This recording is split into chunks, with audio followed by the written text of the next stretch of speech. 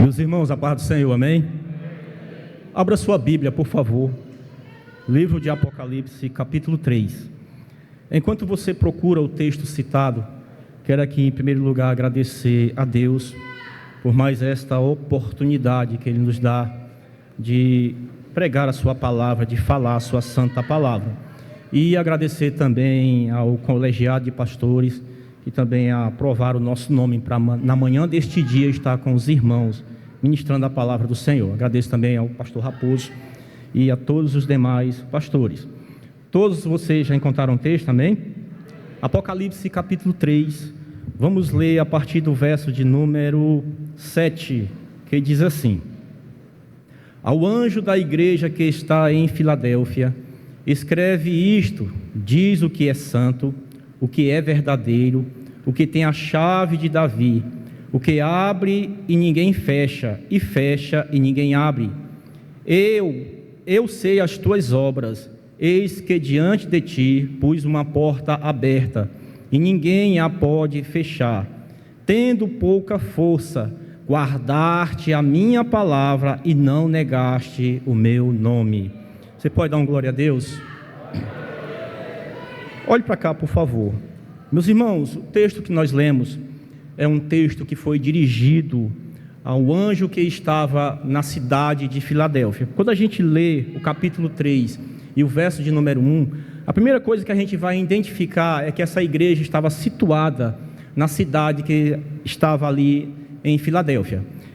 Outra coisa interessante que a gente encontra é que, segundo a história, vai dizer que dentro das 7 cidades que estavam localizadas e que foram fundadas por colonos pérgamos, a cidade de Filadélfia, foi uma das últimas a serem edificadas.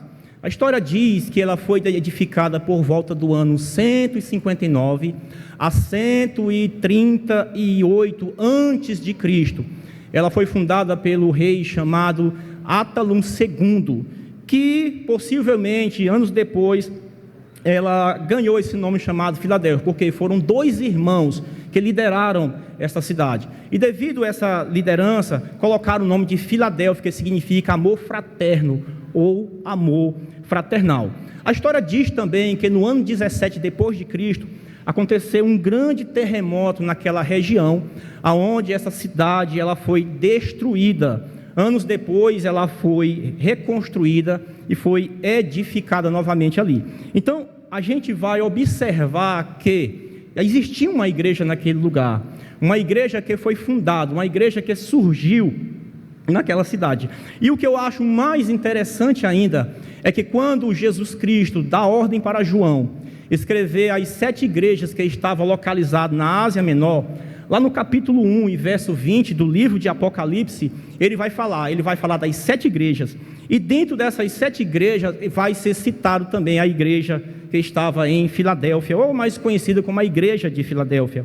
E no capítulo 3 que nós lemos, do verso 7 até o verso de número 13, nós só lemos até o verso 10, ele vai falar algumas coisas a respeito dessa igreja. Dentro das 7 que estavam ali, apenas uma se destacou. E sobre esse destaque é que eu quero falar para a amada igreja do Senhor nesta manhã. A primeira coisa que a gente vai identificar no texto que foi lido, do verso 7 até o verso de número 10, é que essa igreja, ela primeiramente foi direcionada uma carta ao pastor daquela igreja, ao anjo, porque o texto vai dizer, ao anjo que está em Filadélfia. Um pastor que estava ali, um pastor que liderava, um pastor que cuidava, um pastor que orientava, um pastor que disciplinava, discipulava, que se preocupava com o rebanho do Senhor. Outra coisa interessante que a gente vai identificar, e está no verso 7, se você quiser manter a Bíblia aberta para acompanhar juntamente conosco, fique à vontade. Outra coisa que a gente vai identificar, que após ele se dirigir ao pastor daquela igreja, ele vai agora, o próprio Cristo vai falar da sua autodescrição. Ele vai dizer quem é que está mandando a carta, quem mandou João escrever a carta. E o que eu acho interessante é que ele vai falar algumas coisas no verso de número 7. Primeira coisa que ele vai falar assim, aquele que é santo. Você pode dar um glória a Deus? Aquele que é santo. Então, quem mandou João escrever aquela carta e direcionar ela ao pastor que estava na igreja em Filadélfia, é o que é santo. E segunda coisa que ele vai falar, aquele que é verdadeiro. Mas quando a gente volta para aquele que é santo, ele está aqui enfatizando a sua santidade. Ele está dizendo aqui que ele não vive com a corrupção e nem se corrompe. Pelo contrário, ele vive em total santidade. E nós aprendemos pela palavra de Deus e pela Bíblia que o próprio Cristo, ele exige também que o seu povo seja santo, que o seu povo viva em santidade. 1 Pedro capítulo 1, verso 16, se não estiver enganado, ele vai dizer: assim como é santo aquele que vos chamou, sede vós também santo em toda a vossa maneira de viver. Hebreus capítulo 12, verso 14 vai dizer: segui a paz com todos e a santificação, sem a qual ninguém verá o Senhor. Então o próprio Cristo, ele é santo, e a igreja que foi comprada pelo seu sangue, que foi lavada, enxaguada, alvejada pelo sangue do Cordeiro de Deus, que tira o pecado do mundo, também tem que andar em santidade. Outra coisa que ele vai falar na sua autodescrição, ele vai dizer: aquele que é verdadeiro, essa palavra verdadeiro traz o sentido de veracidade e autoridade absoluta. Veracidade é a qualidade daquilo que é verdadeiro, daquilo que anda na verdade. E também vai falar da sua autoridade absoluta. Existem algumas ideias que são pregadas de que não existe verdade absoluta, mas pela Bíblia Sagrada nós reconhecemos que existe a verdade absoluta, e é Jesus Cristo de Nazaré. Ele sim é a verdade absoluta. E outra coisa que nós vamos encontrar no texto, no próprio verso número 7, ele vai dizer que ele também tem a chave de Davi. Tudo isso está no verso 7. Isso significa dizer que Cristo é o único que tem o poder de abrir as portas do reino de Deus para o homem. Aqui, meu irmão, cai a ideia por terra que existe outros meios de salvação.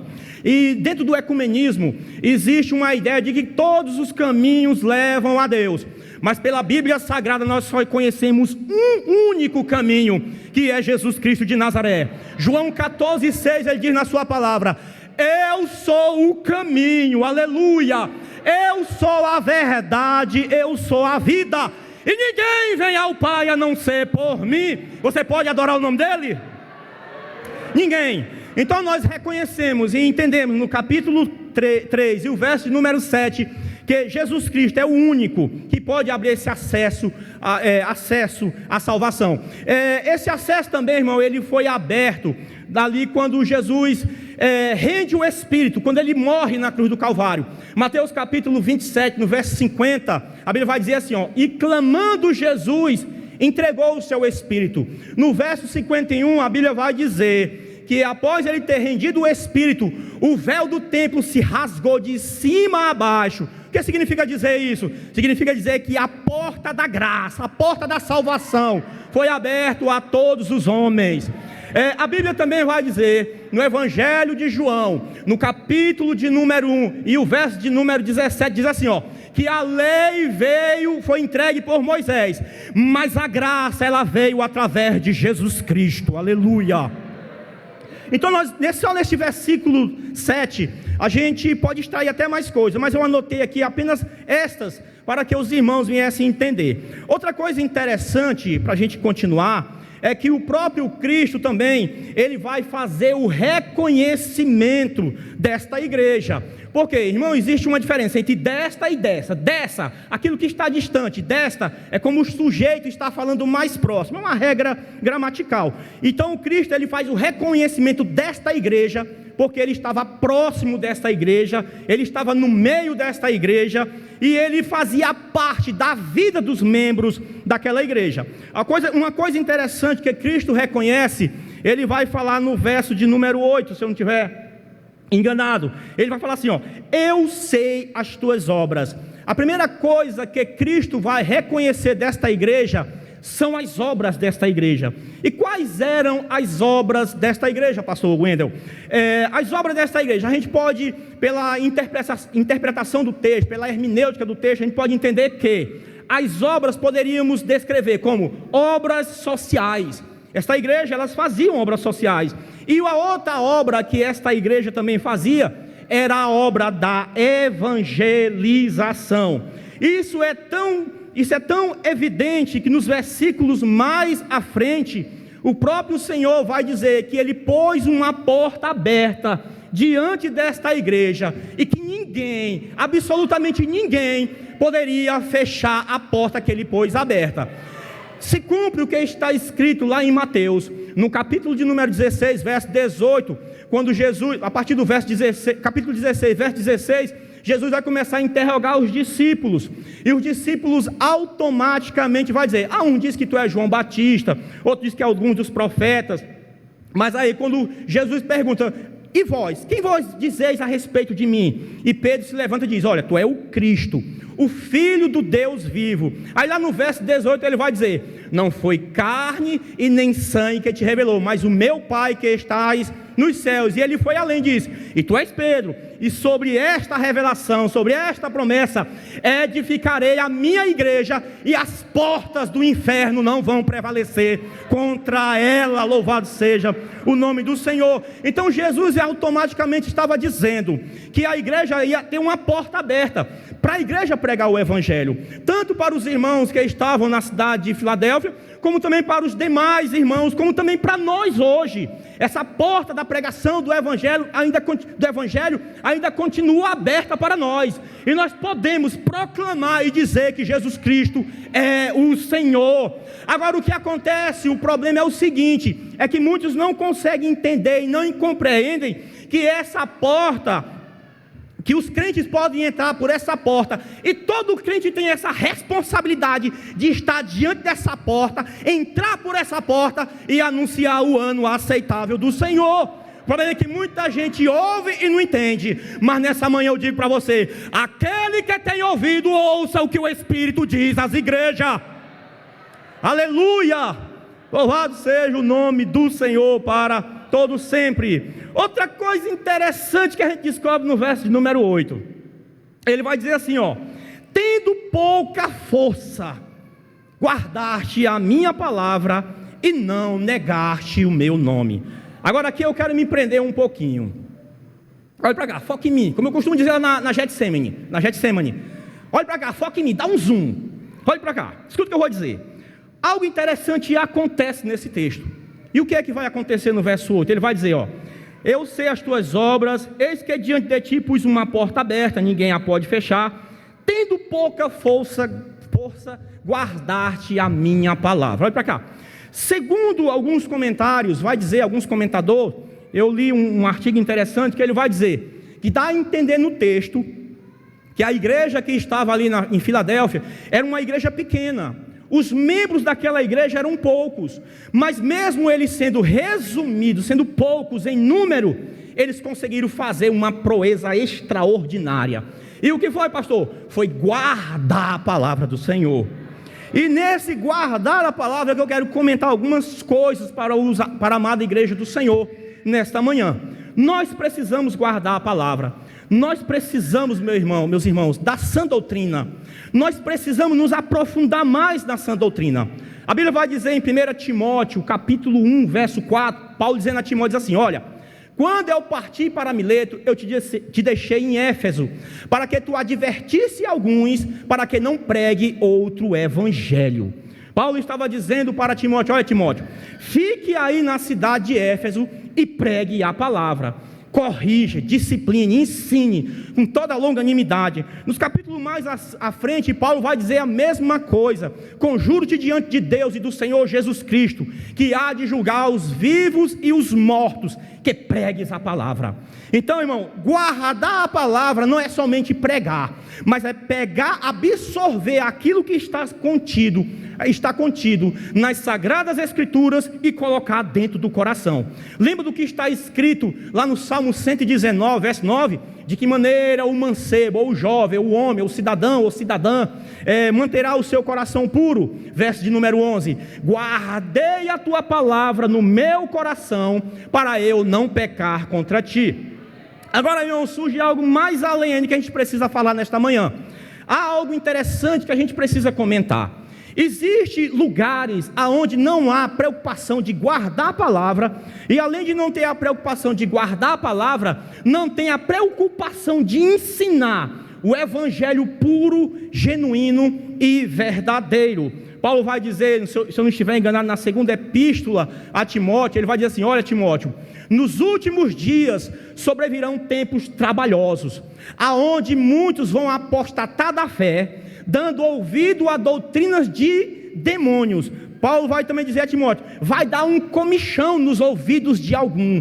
Em outras palavras, não vão suportar a sã doutrina. Eu vou usar uma palavra lá do interior: comichão. Vai dar uma pira, uma coceira nos ouvidos, que não vai conseguir mais deixar que a palavra penetre no seu coração. Aí, meu irmão, acontece um problema grave. Qual é o problema grave que acontece quando o crente, quando o líder, quando o pregador, quando um membro de uma determinada denominação, seja ela a Assembleia de Deus ou as demais, que pregam e que vivem o verdadeiro evangelho, a essência do evangelho, quando isso não acontece, irmão, dessa absolvição da palavra, desse guardar a palavra no coração para não pecar contra Deus, vai acontecer algo que não vai ser bom da parte do maligno. E o que é que vai acontecer? Vai surgir as heresias. Você entendeu, amém? Aí, meu irmão, por que surgem as heresias? Por que surgem as heresias? Primeiro, eu anotei aqui para os irmãos. Primeiro, por causa da ação diabólica no mundo. Segundo aos Coríntios capítulo 4, verso 4, a Bíblia vai dizer assim, né? Que o Deus deste século cegou-lhes o entendimento para que não vejam a verdade. Então, quando não há guarda da palavra, quando o cristão, quando a pessoa não guarda a palavra no coração e não aprende aquilo que está nas Sagradas Escrituras, há um perigo grande de surgir as heresias, do aparecimento das heresias. Tem um livro que eu já li ele já algumas vezes, eu até recomendo, Seitas e Heresias, do pastor Raimundo de Oliveira, se eu não estiver enganado, o nome do autor. Compre esse livro, leia, meu irmão, que ele é muito interessante. Segunda coisa que acontece quando não há absolvição da palavra, quando não há o aprendizagem da palavra, a ação diabólica contra a igreja. Abra sua Bíblia, por favor, abra sua Bíblia, Mateus, capítulo de número 13, que é para você entender melhor o que eu estou falando para o meu amado irmão nesta manhã. Mateus, capítulo de número 13, amém? Todos encontraram? Verso de número 25, vai dizer assim, ó: Mas dormindo os homens, veio seu inimigo e semeou o joio no meio do trigo e retirou-se. O que o texto está falando aqui? Aqui está falando de semear falsas doutrinas, semear heresias no meio da igreja. Mas por que acontece essa semeadura dessas falsas doutrinas no meio da igreja? Aí, meu irmão, isso não acontece aqui, graças a Deus. É o descuido da igreja em pregar e ensinar o evangelho completo. Então, quando a igreja não ensina, quando a liderança da igreja não ensina o evangelho completo, pleno, genuíno e verdadeiro, há esse perigo grande. O inimigo vem, está o trigo, todo plantado, todo bonitinho e crescendo, mas aí o inimigo vem e semeia o joio no meio do trigo. Graças a Deus que isso aqui não acontece, meu irmão. Mas sabe por que não acontece? Porque nós temos pastores, nós temos mestres que se preocupam em ensinar um evangelho puro e verdadeiro. Mas infelizmente existe alguns que fazem uma falsa hermenêutica deste evangelho e ensina outro evangelho. Poderíamos citar evangelho da falsa prosperidade, aonde se prega só riqueza, evangelho onde é só bênção, evangelho onde não existe prova. Irmão, eu entendo pela Bíblia que quando nós aceitamos a Jesus, a gente vivia no mundo, a gente já passava por dificuldades. Quando a gente aceitou a Cristo, antes da gente aceitar, a gente passava por dificuldades. Mas quando a gente aceitou a Cristo, o que acontece é que às vezes as dificuldades, elas aumentam. Mas isso, meu irmão, não nos dá motivo de abandonar a cruz ou negar o nome do Senhor. Mas infelizmente existem algumas ideias, algumas teorias que pregam que crente não pode passar por prova. Crente, meu irmão, ele passa por prova sim. A Bíblia vai dizer, parece que é o apóstolo Pedro, vai dizer: meu irmão, não estranhei a ardente prova que estão diante de vós.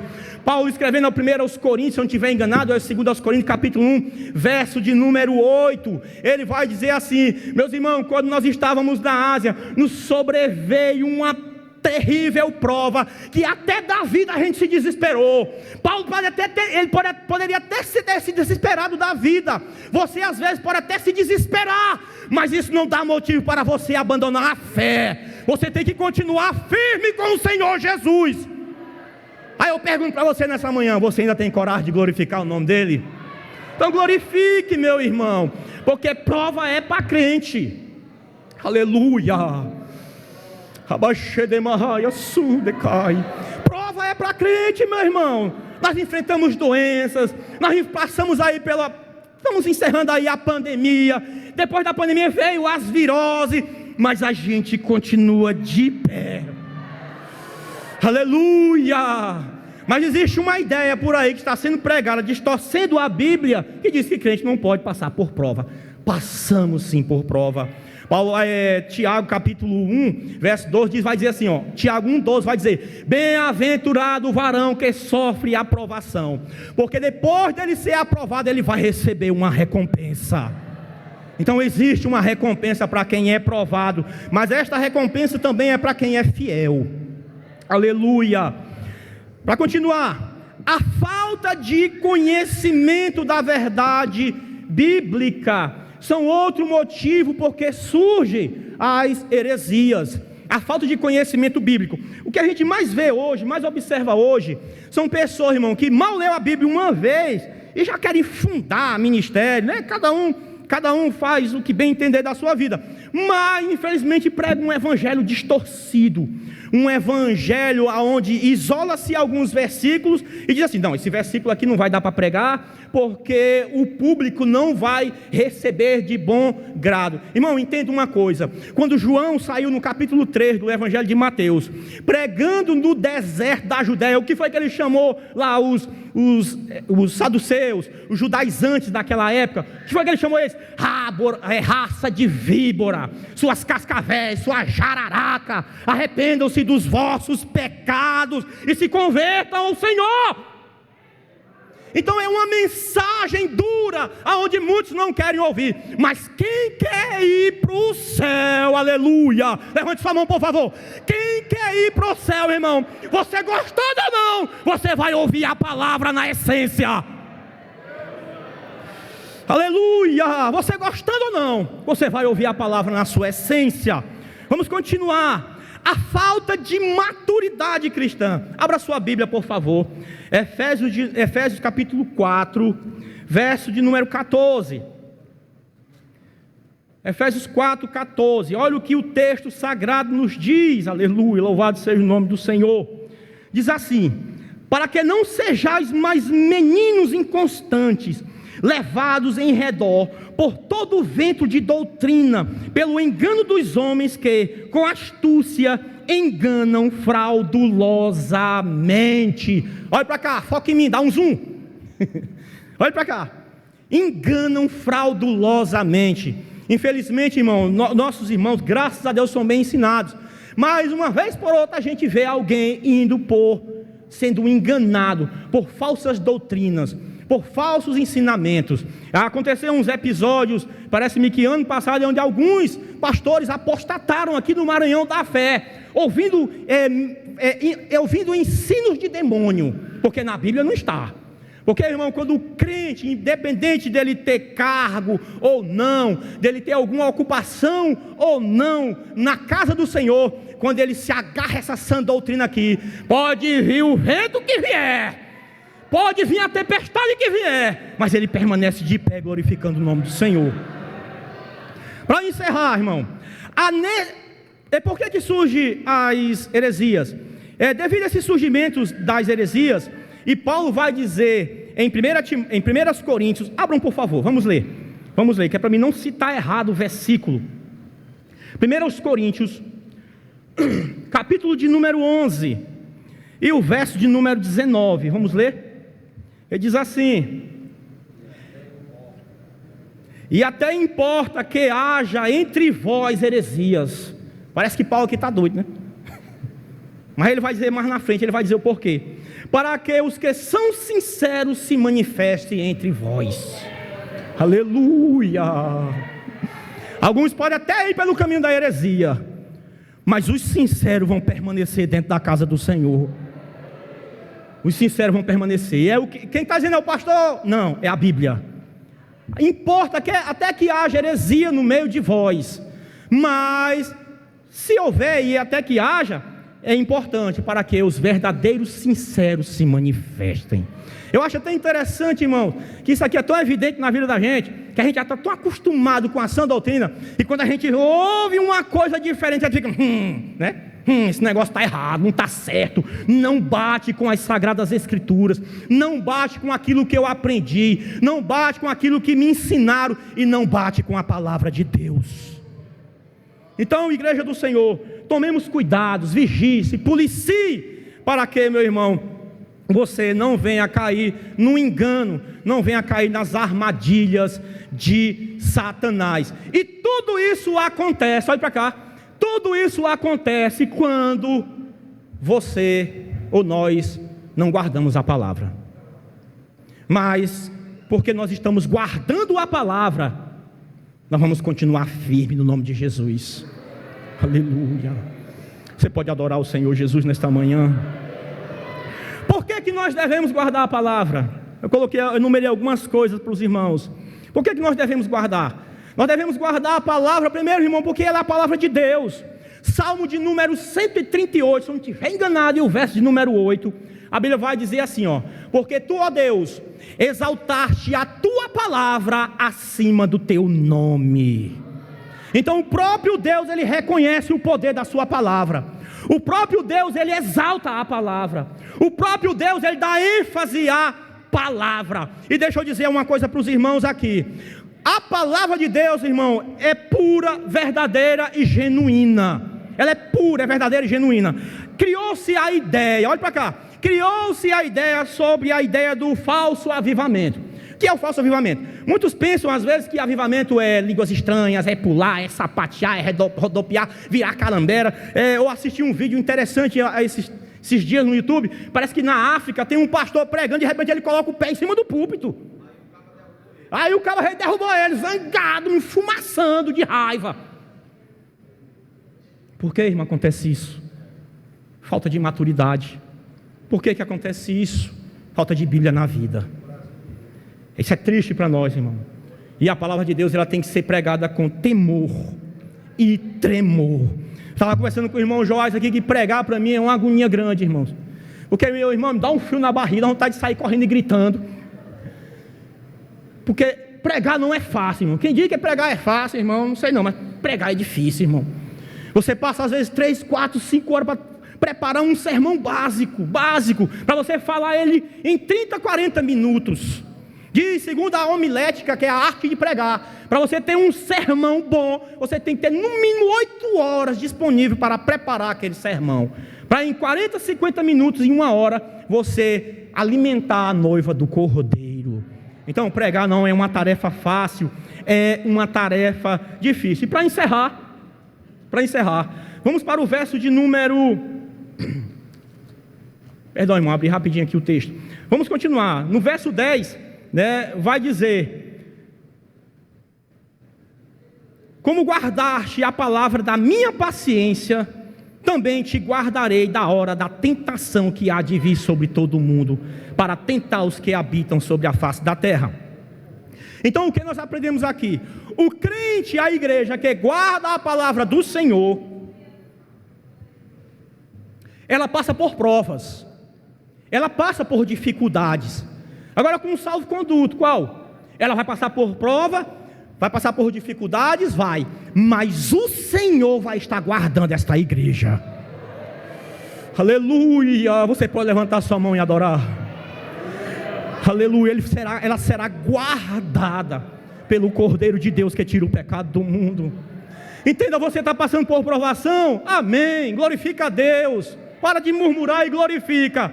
Mas saiba de uma coisa: se o teu coração estiver cheio da presença dEle, as dificuldades vão surgir na tua vida, mas você vai continuar glorificando o nome do Senhor, e o Senhor vai estar te guardando e protegendo dia após dia.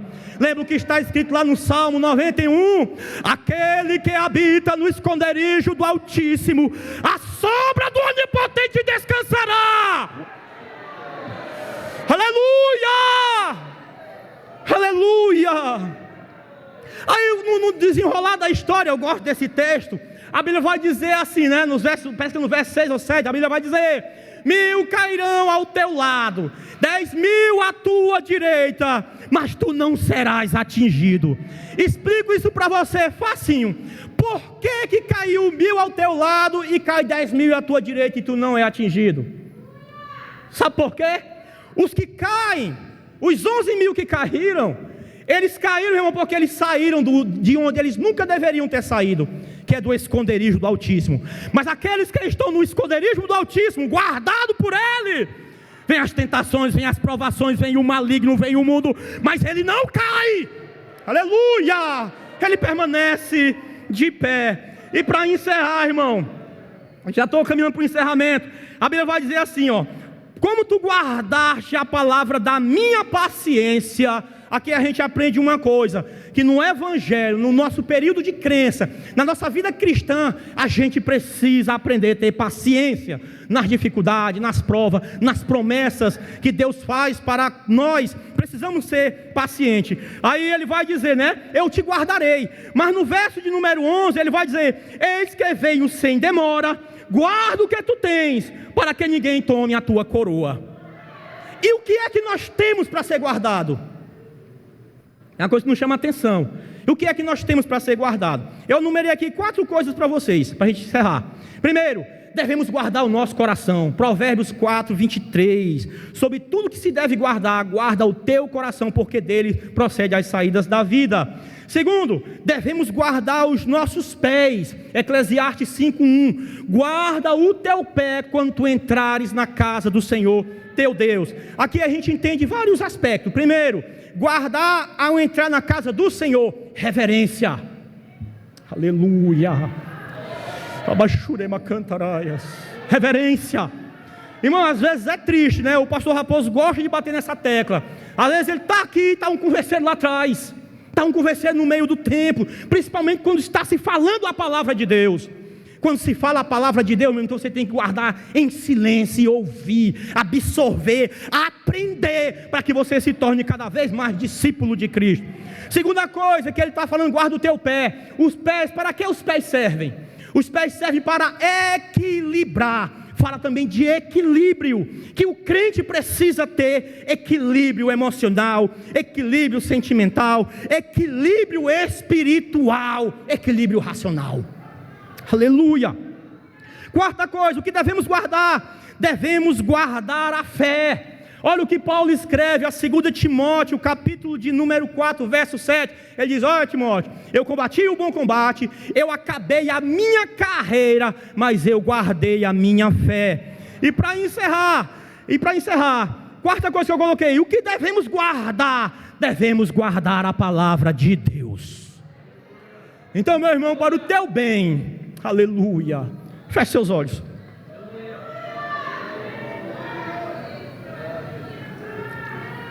Aleluia.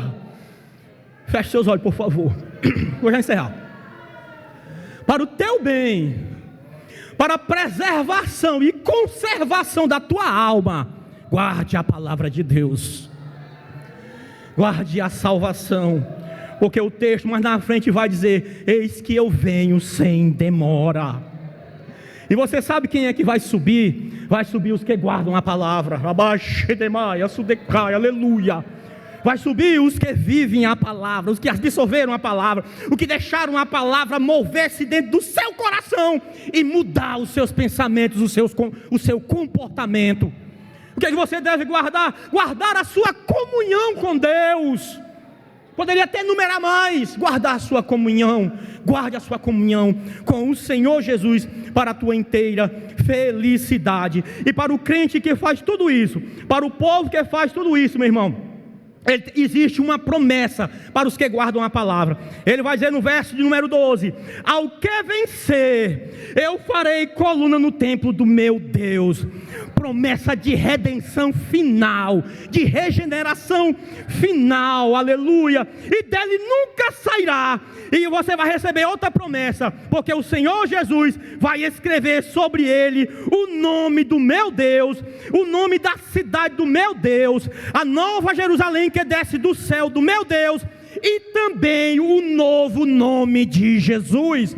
Todas essas promessas, aleluia, é para o povo eleito de Deus, que guarda e ama a sua palavra. Jesus disse no Evangelho de João: se vós me amardes, serão amados do meu Pai. Se vós me amardes, guardareis as minhas palavras. Então Jesus diz: virei eu e meu Pai e faremos morada nele. Encerro e concluo nesta manhã dizendo: aquele crente que guarda a palavra, ele se torna a casa de Deus, tabernáculo do Altíssimo, santuário do Deus vivo e onipotente. Que Deus em Cristo nos abençoe, em o nome de Jesus. Amém.